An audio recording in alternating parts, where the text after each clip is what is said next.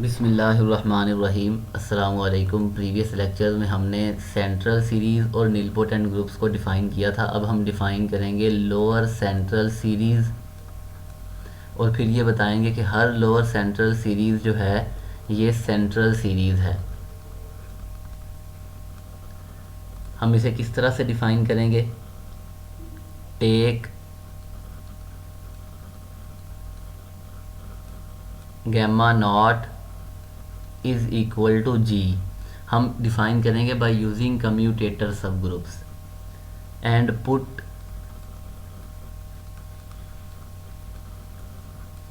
gamma I is equal to commutator of gamma I minus 1 and G। यानी हम इससे ये कह सकते हैं, इस ग्रुप को हम इस तरह डिफाइन कर सकते हैं, the sub group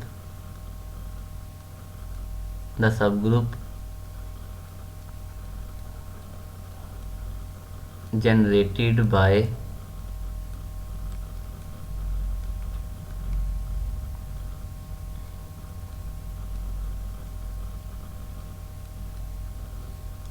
by all commutators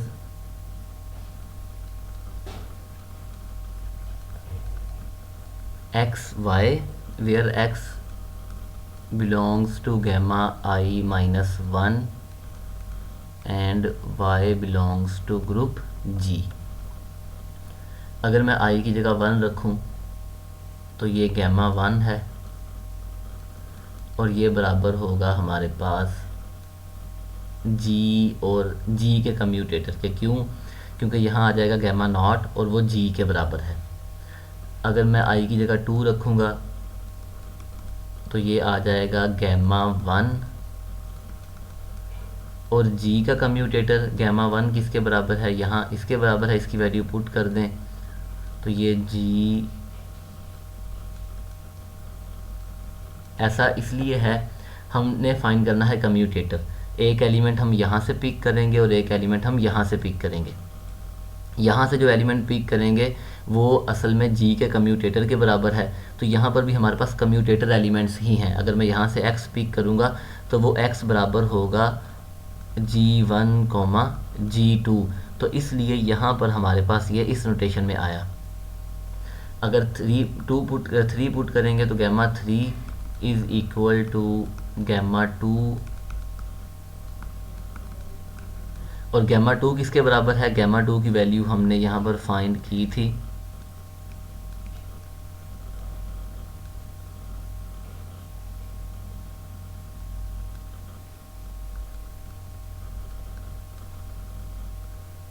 ये हमारे पास गैमा 3 आ जाएगा एंड सो ऑन।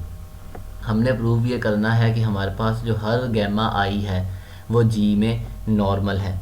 अगर I इज़ इक्वल टू 0 हो, for I is equal to 0, हमारे पास जो गैमा नॉट ऑफ G है वो बराबर है G के, which is trivially normal in G। ठीक है। For I is equal to 1, gamma 1 of G जो है ये बराबर है G के कम्यूटेटर के, which being derived subgroup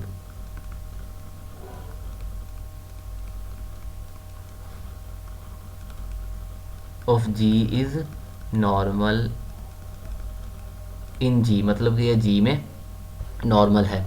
अब हम सपोज करते हैं कि गैमा I माइनस 1 जो है ये G में नॉर्मल है। Induction hypothesis, suppose that I greater और इक्वल टू 1 के लिए हमारे पास जो गैमा I माइनस 1 है वो G में नॉर्मल है।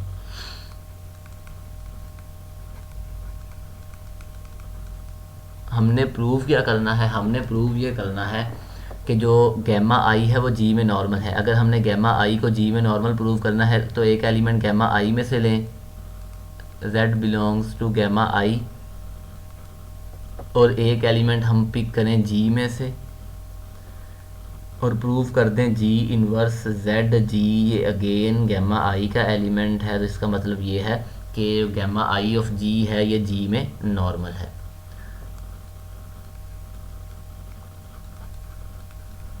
Take z belongs to gamma I, और ये बराबर है हमारे पास गैमा आई माइनस वन और g के कम्यूटेटर के। तो इसका मतलब z किसके बराबर होगा, z बराबर होगा कोई से भी दो एलिमेंट्स के कम्यूटेटर के, वेयर x जो है वो गैमा आई माइनस वन का एलिमेंट है और जो y है वो g का एलिमेंट है। For any g belongs to group g inverse z into g is equal to g inverse commutator of X Y into G. इसे एक्सपेंड करें तो ये बराबर है X Y inverse into G inverse X, यहाँ identity Y identity X inverse identity Y inverse G, क्योंकि identity element है तो इससे फ़र्क नहीं पड़ता। जी इनवर्स एक्स आइडेंटिटी किसके बराबर है, G into G inverse. Again यहाँ पर identity G into G inverse.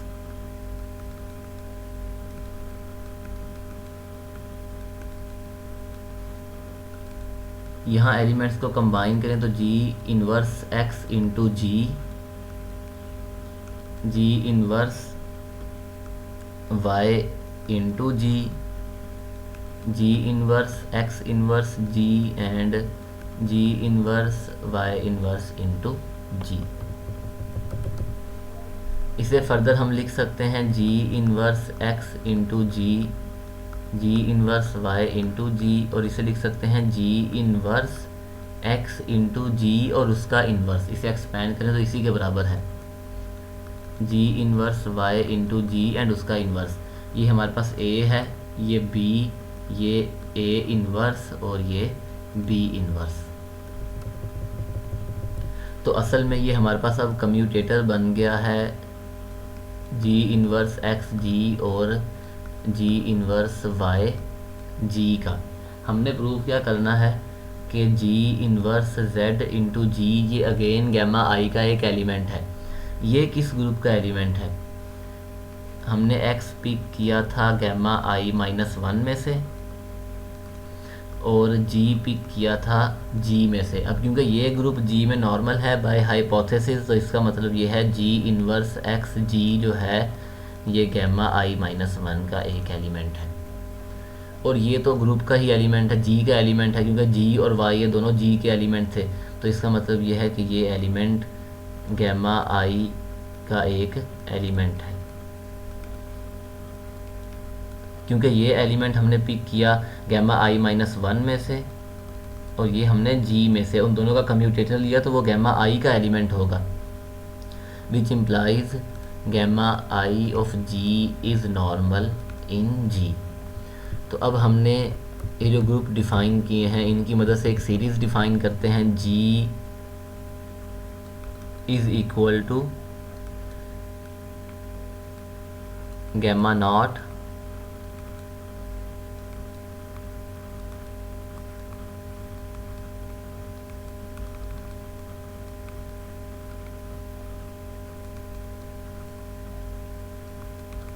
ये हमारे पास एक सीरीज़ है।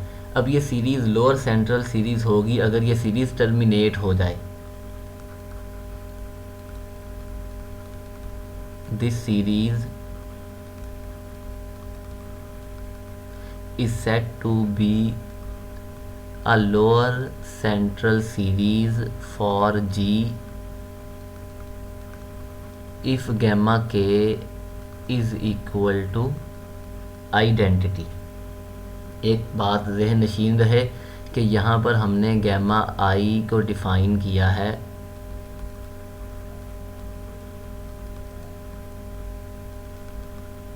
इस तरह से, और एक हमने सॉल्वेबल ग्रुप के केस में ड्राइव्ड सीरीज़ डिफ़ाइन की थी। तो उसकी टर्म्स और ये टर्म्स डिफरेंट हैं। वहाँ पर हमारे पास जो ड्राइव्ड सब ग्रुप थे वो फर्स्ट ड्राइव्ड सब ग्रुप था, फिर सेकंड था, फिर थर्ड था, फिर फोर्थ, यानी हम अगर डिफ़ाइन करें तो जो nth कम्यूटेटर था वो असल में बराबर था इस ग्रुप के। लेकिन यहाँ पर सिचुएशन डिफरेंट है, यहाँ पर जी फिक्स है और ये ग्रुप वेरी कर रहा है। तो इसका मतलब ये है कि ये दोनों टर्म्स आपस में सेम नहीं है, डिफरेंट हैं। अब ये जो लोअर सेंट्रल सीरीज़ है ये सेंट्रल सीरीज़ भी है, हम कहते हैं कि ये आइडेंटिटी के बराबर है और ये लोअर सेंट्रल सीरीज़ है। हर लोअर सेंट्रल सीरीज़ जो है ये सेंट्रल सीरीज़ है। हमने प्रूव किया था प्रीवियस लेक्चर में कि कोई भी नॉर्मल सीरीज़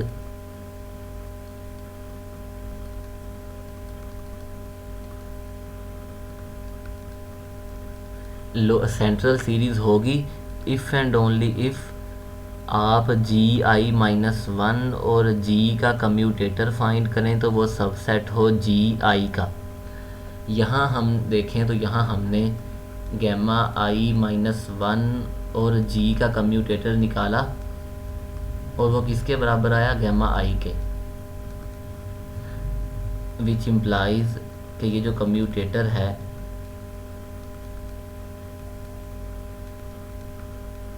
ये सबसेट है गैमा आई ऑफ जी का। तो बाय यूजिंग दिस थ्योरम हम ये कह सकते हैं कि ये सीरीज़ सेंट्रल सीरीज़ भी है, क्योंकि यहाँ पर gamma I ji I minus one है, यहाँ पर जी है,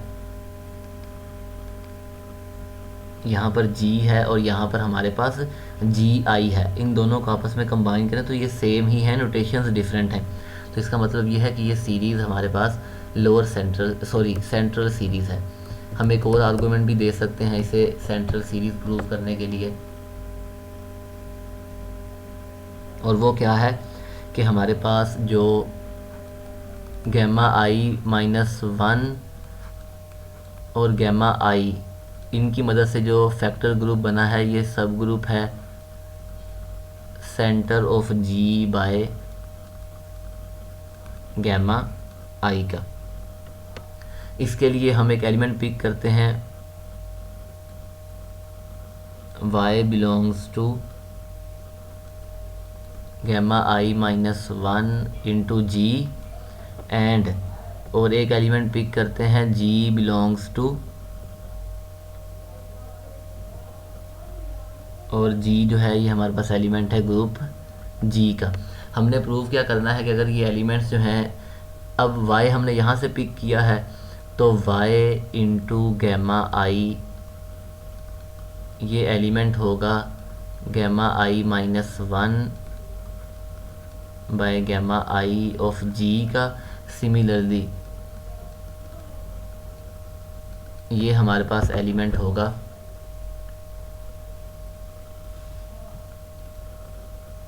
जी बाय गैमा आई का। अब अगर मैं y और g का कम्यूटेटर फाइंड करूं, y और g का कम्यूटेटर, तो वो किसका एलिमेंट होगा, वो एलिमेंट होगा गैमा आई का, ठीक है। और ये किसके बराबर है, y inverse g inverse y into G belongs to gamma I, और इसे हम लिख सकते हैं y inverse G inverse y into G, और इसे मल्टीप्लाई करें अगर हम गैमा आई के साथ, तो ये बराबर है गैमा आई के, और यहाँ से आ जाएगा y G gamma I is equal to G into Y into gamma I of G के। बाय कोसेट मल्टीप्लिकेशन हम ये कह सकते हैं कि ये बराबर है y into gamma I G into gamma I, और ये है यहाँ पर G into Y, G into gamma I and Y into gamma I. अब अगर हम ये कह दें कि ये बराबर है ए के, ये बी के, और ये बराबर है बी और ए के, अब ये हर एलिमेंट के लिए हमारे पास सेटिस्फाई होगी कंडीशन कि एलिमेंट्स आपस में कम्यूट करेंगे। तो इसका मतलब ये है कि y into gamma I of G ये एलिमेंट है centre of g by gamma I of g का, which implies gamma I minus one of g और गैमा आई ऑफ g ये सब ग्रुप है या सब सेट है centre of g by gamma I of g का। और यही हमने प्रूव करना था। इसका मतलब ये है कि ये सीरीज़ जो है ये सेंट्रल सीरीज़ भी है।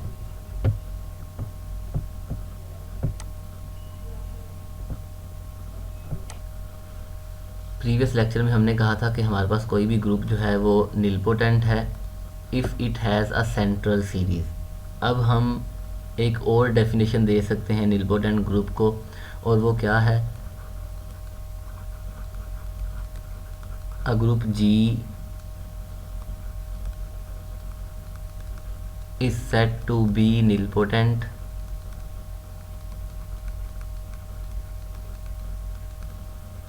if and only if it has a lower central series।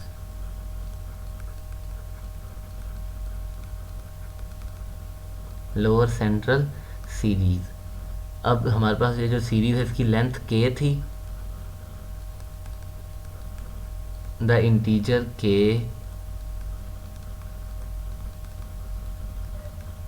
is said to be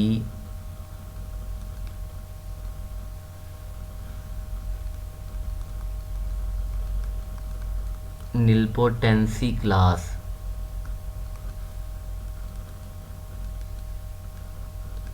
of G, and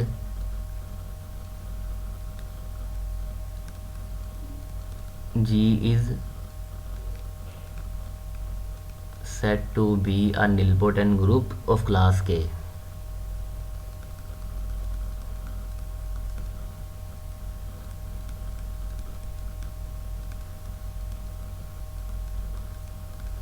previous lecture में हमने बताया था कि कोई भी ग्रुप जी निलपोटेंट होगा अगर उसके पास सेंट्रल सीरीज़ है। अब हमने डिफ़ाइन किया कि कोई भी ग्रुप जो है ये निलपोटेंट है if and only if it has a lower central series.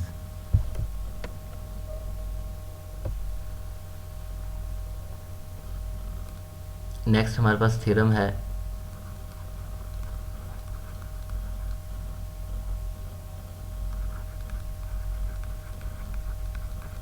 a group G with identity 1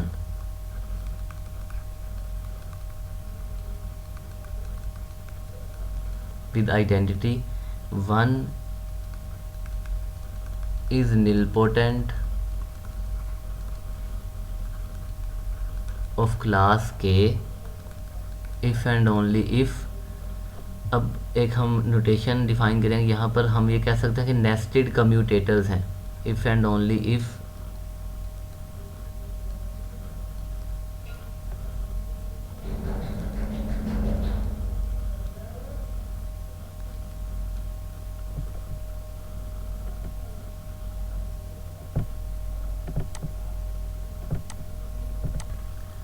a group G with identity 1 is nilpotent of class K if and only if ये जो commutator है ये 1 के बराबर हो। हम ये कह सकते हैं कि ये नेस्टेड कम्यूटेटर है। फॉर एग्जांपल अगर G1 G2 G3 and G4 है तो इसे हम लिख सकते हैं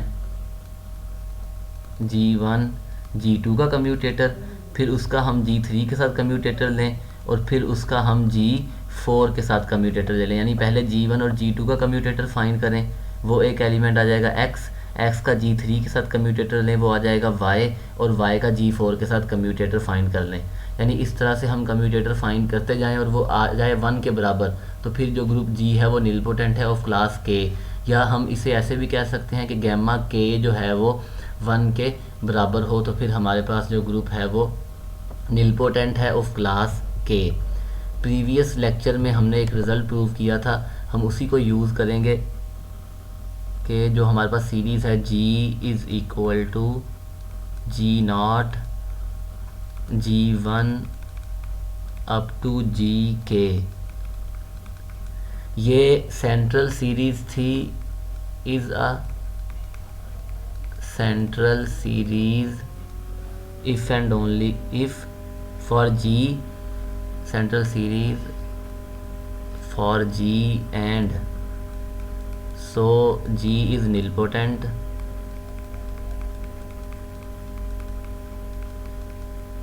of class K if and only if जो हमारे पास Gi-1 और G का जो कम्यूटेटर है वो सबसेट था Gi का, for I is equal to 1 2 and up to k. Now for I is equal to 1, for I is equal to 1 हमारे पास आएगा जी नॉट और जी का कम्यूटेटर जो कि असल में जी के कम्यूटेटर के बराबर है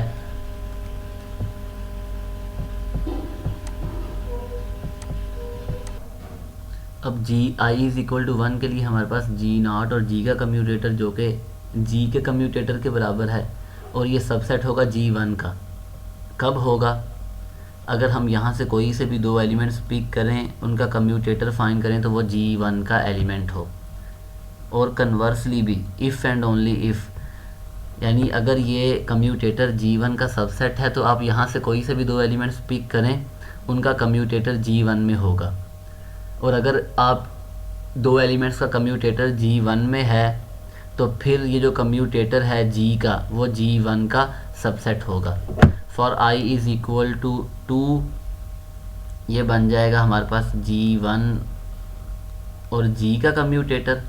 अब जो जी 1 और जी का कम्यूटेटर है, जी 1 जो है वो जी के कम्यूटेटर को ऑलरेडी कंटेन करता है। यहाँ देखें जी 1 जो है वो जी के कम्यूटेटर को कंटेन करता है और ये सबसेट किसका होगा? जी 2 का। कब होगा? अगर हम यहाँ से एक एलिमेंट पिक करें x और यहाँ से एक एलिमेंट पिक करें y, उन दोनों का कम्यूटेटर फाइंड करें तो वो G2 का एलिमेंट हो। जब हम x G1 में से लेंगे तो x जो है उसमें इस तरह के एलिमेंट्स होंगे G1 और G2, तो हम ये कह सकते हैं कि x जो है वो हमारे पास if and only if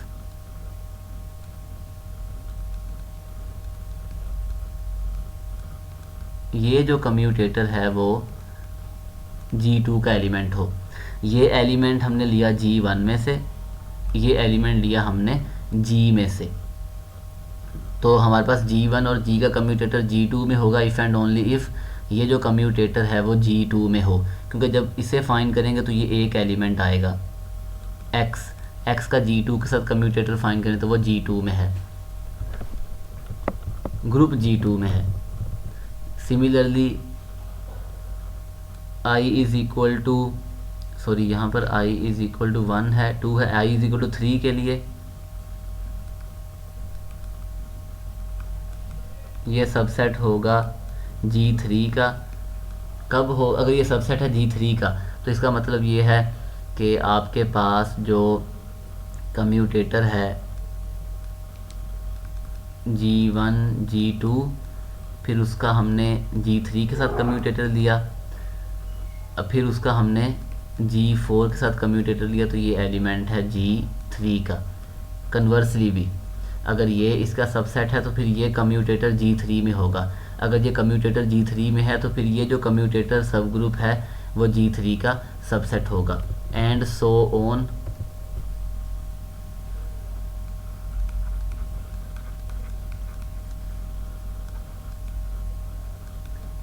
Gk-1 और G का जो कम्यूटेटर है वो सबसेट होगा Gk का, और Gk किसके बराबर है? आइडेंटिटी के। अगर ऐसा है तो इसका मतलब ये है कि आप यहाँ से कोई भी कम्यूटेटर उठाएं वो Gk में होगा, और वो किसके बराबर है? हमारे पास कम्यूटेटर नेस्टेड कम्यूटेटर है, कम्यूटेटर के अंदर कम्यूटेटर है, उसके अंदर एक कम्यूटेटर है G1 G2। ये पहले हमने कम्यूटेटर फाइंड किया, फिर हम उसका G3 के साथ कम्यूटेटर फाइंड करेंगे, ठीक है। जो नया एलिमेंट आएगा उसका हम G4 के साथ कम्यूटेटर फाइंड करेंगे, एंड सो ऑन। Gk+1 के साथ हम कम्यूटेटर फाइंड करेंगे और ये एलिमेंट होगा Gk का, और ये बराबर है आइडेंटिटी के। और कन्वर्सली भी इफ़ एंड ओनली इफ़ ये जो एलिमेंट है, अब क्योंकि ये Gk का एलिमेंट है और G की आइडेंटिटी के बराबर है, तो इसका मतलब ये है कि ये जो कम्यूटेटर है ये 1 के बराबर है।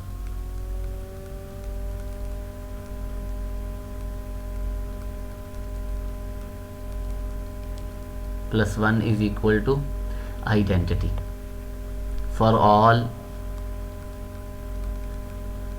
G1 G2 up to Gk plus 1 belongs to G। इसकी एक एग्जांपल देखते हैं। हमारे पास जो डाइहेड्रल ग्रुप है D4,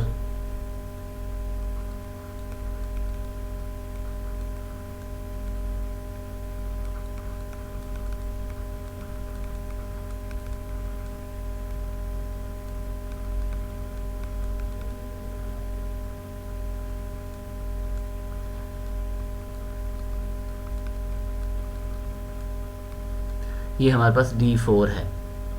अगर हम D4 का कम्यूटेटर फाइंड करें तो वो किसके बराबर है? वो हमारे पास जो D4 का कम्यूटेटर है वो बराबर है a⁻², उसका जनरेटर है, और इसे एक फाइंड करें तो ये बराबर है आइडेंटिटी a⁻²। ये हमारे पास D4 का कम्यूटेटर है। हम कोई से भी दो एलिमेंट्स पिक करें, उनका कम्यूटेटर फाइंड करें तो वो या तो आइडेंटिटी है या a⁻² है। Every commutator G1 G2 D4 is either 1 या a⁻²। ठीक है। अगर मैं a⁻² के साथ किसी भी एलिमेंट का कम्यूटेटर फाइंड करूं तो वो 1 है। आल्सो a⁻² इंटू G3 ये किसके बराबर है? ये 1 के बराबर है। For all G3 belongs to D4। अगर हम 1 के साथ करें फिर क्या होगा? 1 और G3 का कम्यूटेटर निकालें, वो है 1 G3, 1 का इन्वर्स 1 और G3 का इन्वर्स, और ये बराबर है 1 के। यानी 1 के साथ निकालेंगे फिर भी आइडेंटिटी है, और a² के साथ निकालेंगे कम्यूटेटर किसी भी एलिमेंट का तो वो भी हमारे पास आइडेंटिटी के बराबर है।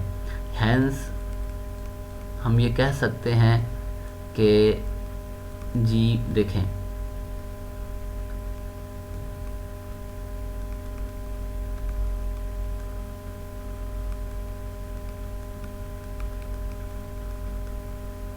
For all G1 G2 G3 belongs to D4 हमारे पास ये इज इक्वल टू 1 है, तो इसका मतलब ये है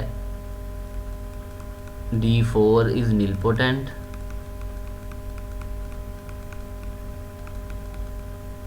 ऑफ क्लास 2। यही हमने कहा था ना कि हम इस तरह से कम्यूटेटर फाइंड करते जाएं और वो इज इक्वल टू 1 आ जाए तो फिर हमारे पास जो ग्रुप होगा वो निलपोटेंट होगा।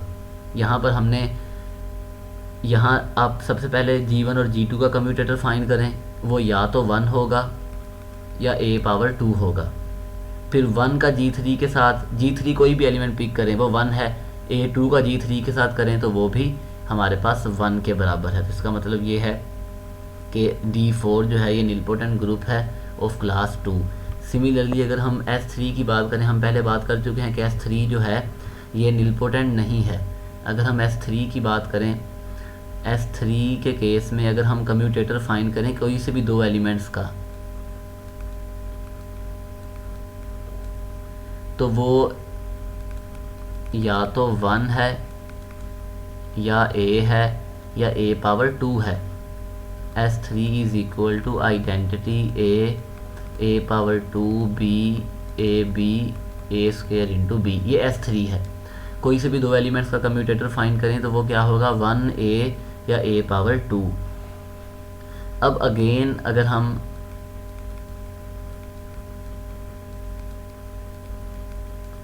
वन का G3 के साथ या a का G3 के साथ या a⁻² का G3 के साथ कम्यूटेटर फाइंड करें तो वो अगेन या 1 होगा या a होगा या a⁻² होगा। इसका मतलब ये है इज़ नॉट इक्वल टू 1। हम आगे फर्दर प्रोसीड करेंगे, क्या पता इसके बाद हमारे पास 1 आ जाए, फिर 1 आज हम फाइंड करते जाएंगे अनटिल 1 आए, लेकिन यहाँ पर किसी भी एलिमेंट के लिए 1 नहीं आएगा। For every choice of G1, G2, G3 belongs to S3, the same is true for। अब यहाँ पर हम कोई से भी एलिमेंट्स पिक करें, G1, G2, G3, ये इज इक्वल टू 1 नहीं है। हम ये कह रहे हैं कि the same is true for any choice of Gi, for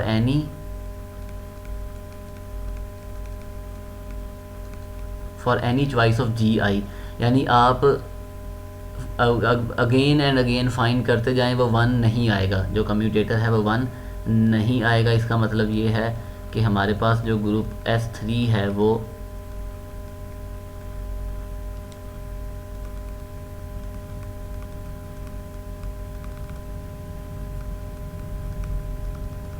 nilpotent नहीं है, यानी same is true for any choice of Gi, the same is true,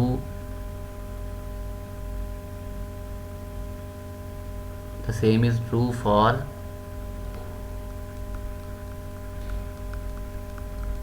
every choice या any choice of Gi where I varies from 1 to k+1, hence